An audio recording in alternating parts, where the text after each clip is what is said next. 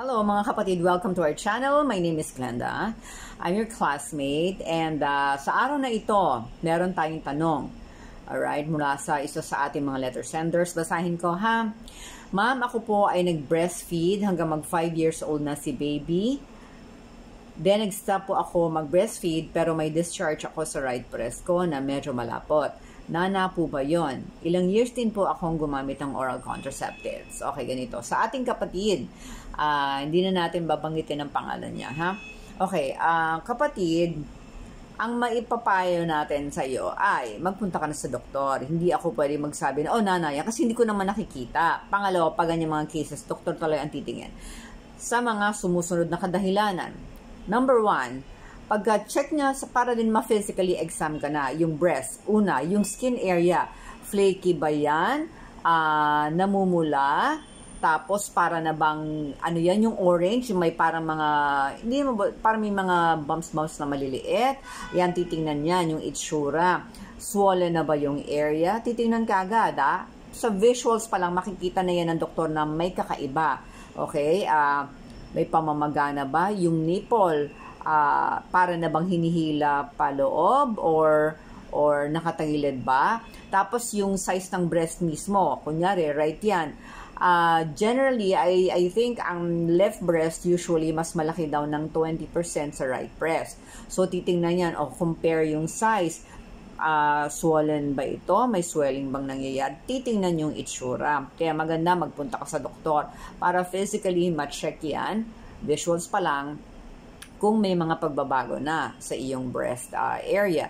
Pangalawa, physical exam. So, kakapain, titingnan dito kung may mga lumps. Yan makikita.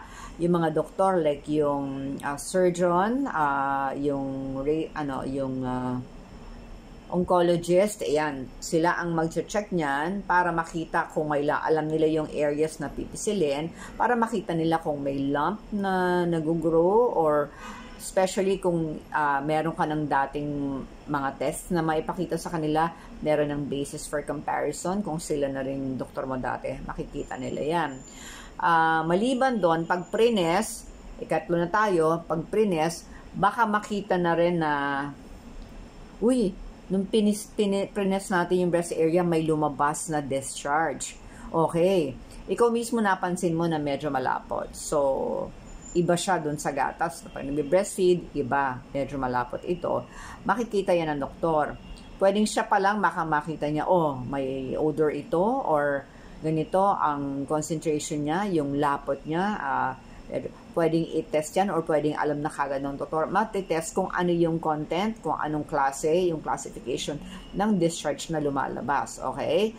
Para naman hindi ka masyadong matakot, may kinuwento yung friend ko dati na meron siyang kaibigan. May dugo daw sa nipple, lumalabas. Natatakot na, akala cancer. Yun naman pala ay infection. Okay? It's a possibility. Okay? Tapos, kaya maganda ma-check ka muna para matignan. So, ikatlo yan.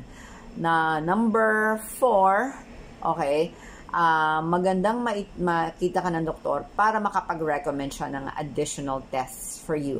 Kunyari, kailangan mo magpa-sonogram, mammogram, tapos kapag ka nakita, may ano tayo dito, meron tayong imamonitor, okay? Or, kailangan natin ng further testing, baka mag-recommend ng biopsy, okay? Ito ay ang tamang pagkakasunod-sunod ng proseso, kaya magandang doktor ang magsasabi sa iyo para alam mo, properly guided ka at may explain sa iyo. Pero dapat magtatanong ka rin kung para saan po yan, bakit po yan, wag yung kung ano lang yung sinabi. Yun lang, tapos hindi kayo nagtanong, tapos hindi natin naintindihan. Para saan po yan, doktora? Bakit po kailangan kasi titingnan pa natin further testing. Kunyari, may nakita sa sonogram at mammogram na meron ng growth or marami, kailangan i-test natin ng sample para mapangalanan. Yun ang term doon. Para mapangalanan, ma-identify muna yan at magkaroon ng official na statement kung ano ba talaga yan before magkakaroon ng official diagnosis and then yung treatment na appropriate for that kung kinakailangan. Okay? Ngayon, habang nangyayari ang mga ito, ay pwedeng matakot ka. Normal yan. Alright? Just pray. Pili ka muna ng mga pagsasabihan. If you have close friends na mas matatag sa'yo, tell them. para may mag-guide sa'yo. And maganda ito na nag-message ka. At if you're part of any support group or kung meron kang church group, you can ask them to pray for you if you know that they will keep this confidential muna para hindi may dagdag na mga kwento ng ganito, tapos lalo kang matatakot, lalo kang maninervyos, diba? And keep on studying about this matter. May ililink ako dyan, meron na tayong video in the past about nipple discharge at yun ay pwede makatulong sa'yo.